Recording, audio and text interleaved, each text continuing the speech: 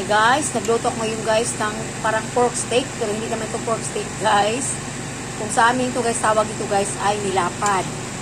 Nilagyan ko siya ng pineapple juice, oyster sauce, at saka liquid nor seasoning. Meron dito siya guys. Nilagyan ko siya ng kunting ginger para paano sa ano ng pork ba. Tapos itong patatas, yan, tapos carrot, at meron din siyang red bell pepper. Tapos nilagyan ko siya guys ng isang latang Hans na pork and beans. Yan, para pampalapot guys sa sabaw ng ating ilutong ulam. Ayan guys, oh, napakasarap ito guys kasi request ko ng aking anak guys. Gusto niyang kumain ng nilapad, kung sa amin pa guys ang tawag nilapad sa Cebu.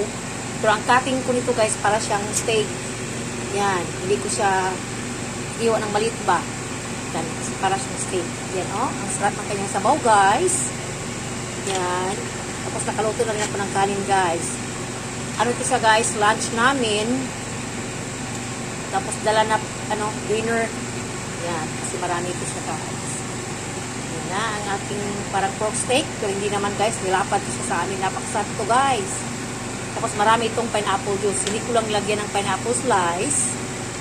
Yan, pineapple juice lang. Yan siya. At konting sugar. Kasi isa yan sa secret ng ating mga pagkain guys, ang sugar.